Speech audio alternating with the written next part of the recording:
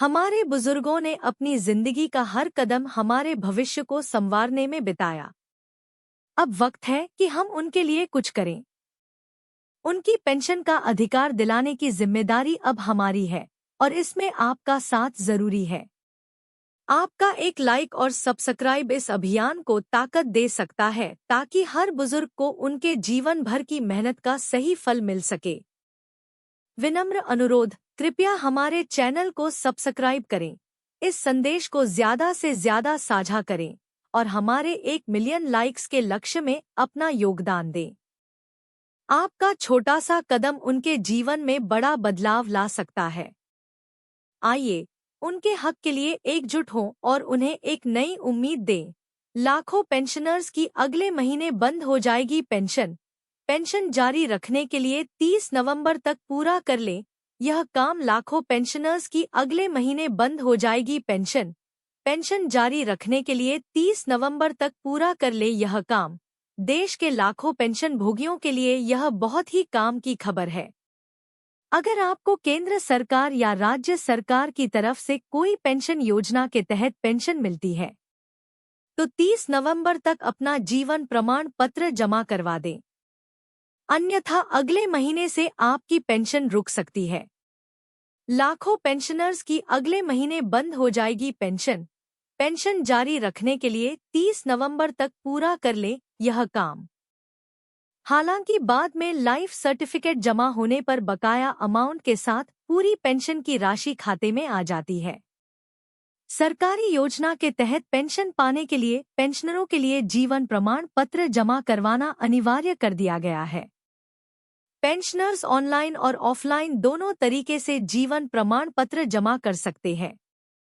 Pensioners जीवन प्रमाण portal के माध्यम से, फेस ऑथेंटिकेशन से, पोस्ट पेमेंट बैंक से, नामित अधिकारी साइन से और डोर स्टेप बैंकिंग के जरिए इसे जमा कर सकते हैं।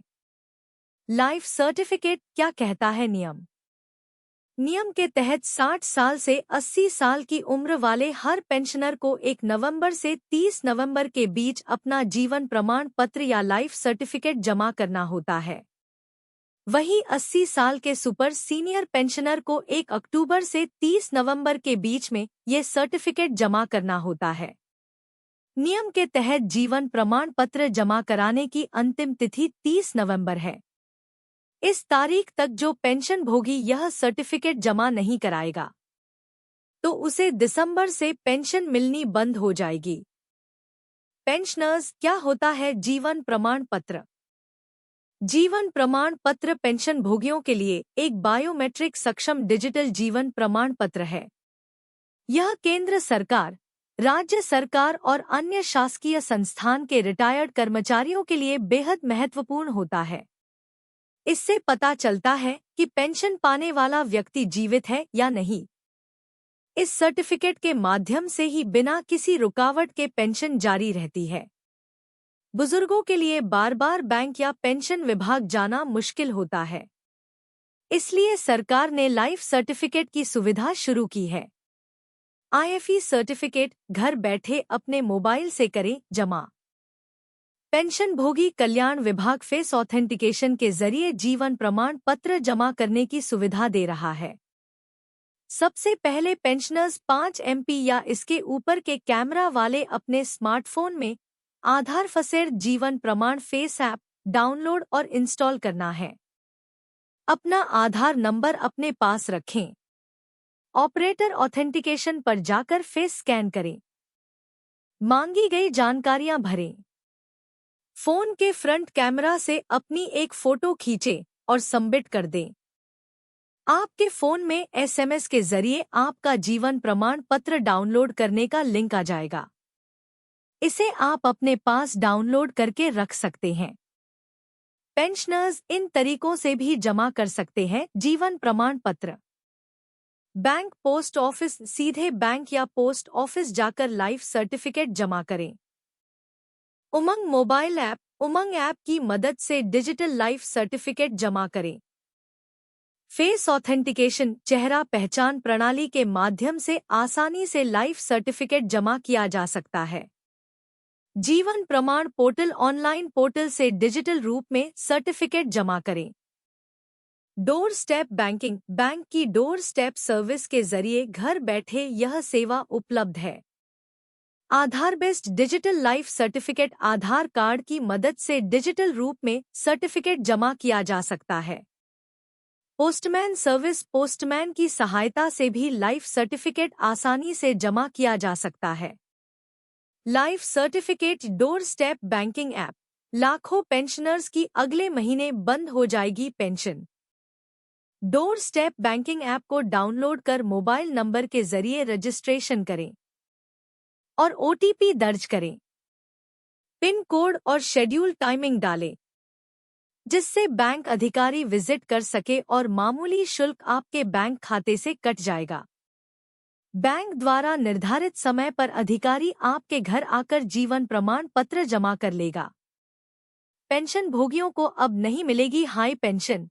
ईपीएफओ ने पेंशनधारकों के लिए जारी किया नया सर्कुलर। देखें, पेंशन भोगियों को अब नहीं मिलेगी हाई पेंशन। ईपीएफओ ने पेंशनधारकों के लिए जारी किया नया सर्कुलर। देखें, कर्मचारी भविष्य निधि संगठन ने एक नया सर्कुलर जारी किया है, जिसका असर उन सेवानिवृत्त सदस्यों पर पड़ेगा जो उच्च पेंशन प्राप्त कर रहे हैं। इस सर्कुलर के अनुसार उन सदस्यों की पेंशन की समीक्षा की जाएगी जिन्होंने 1 सितंबर 2014 से पहले उच्च पेंशन का विकल्प चुना था। पेंशन भोगियों को अब नहीं मिलेगी हाई पेंशन। ईपीएफओ ने पेंशनधारकों के लिए जारी किया नया सर्कुलर। देखें, लेकिन उन्हें उच्च पेंशन मिल रही थी। कर्मचारी भविष्य निधि संगठन का यह कदम सिर्फ पेंशन कम करने तक ही सीमित नहीं रहेगा, बल्कि इसका उद्देश्य इन सदस्यों को दी गई उच्च पेंशन को वापस लेना भी है। तो आइए देखें इस बारे में और अधिक जानकारी विस्तार से। पेंशनर्स सर्कुलर की प्रमुख बातें। कर्मचारी भविष्य निधि संगठन ने 25 जनवरी 2023 को जारी एक विज्ञप्ति में कहा, यदि कोई कर्मचारी 1 सितंबर 2014 से पहले सेवानिवृत्त हुआ था और उसने पैरा 11(3) के तहत कोई विकल्प नहीं चुना था, लेकिन उसे उच्च वेतन पर पेंशन दी गई है, तो उसके मामलों की फिर से जांच की जाएगी। यह सुनिश्चित किया जाएगा कि जनवरी 2023 से ऐसे कर्मचारियों को उच्च पेंशन नहीं दी जाए। 5,000 रुपये या 6,500 रुपये की अधिकतम सीमा तक के वेतन को पेंशन के रूप में बहाल किया जा सकता है। पेंशन फंड नोटिस और समीक्षा प्रक्रिया।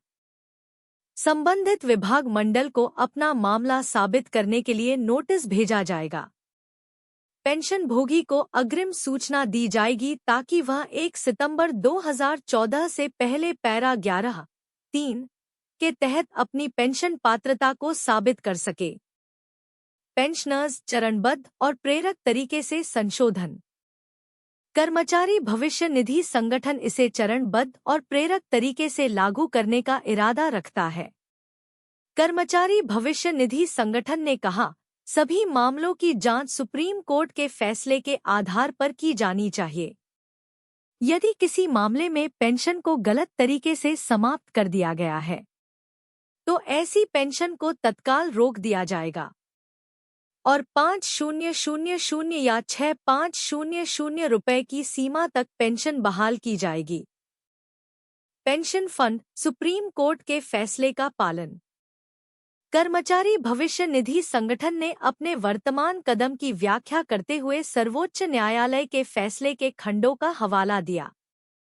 सुप्रीम कोर्ट ने 4 नवंबर 2022 को विशेष याचिका संख्या 865886592019 के मामले में निर्णय जारी किया था।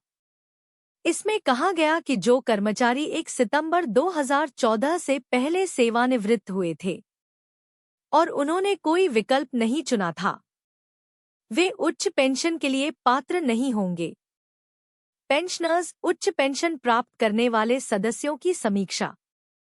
कर्मचारी भविष्य निधि संगठन ने यह भी कहा है कि ऐसे मामलों की पहचान की जाएगी जहां किसी न्यायालय के फैसले के कारण उच्च पेंशन दी जा रही है। ऐसे मामलों में 5,000 रुपये या 6,500 रुपये की अधिकतम वेतन सीमा तक पेंशन रोकने या बहाल करने से पहले सर्वोच्च न्यायालय के आदेश का पालन किया जाएगा। ऐसे सेवानिवृत्त कर्मचारियों के लिए कर्मचारी भविष्य निधि संगठन का यह कदम महत्वपूर्ण है, जो उच्च पेंशन प्राप्त कर रहे थे। इस सर्कुलर के जारी होने के बाद इन कर्मचारियों को अपनी पेंशन की समीक्षा के लिए नोटिस मिलने की संभावना है। सुप्रीम कोर्ट के निर्णय का पालन करते हुए कर्मचारी भविष्य निधि संगठन इस प्रक्रिया को चरणबद्ध तरीके से लागू करेगा।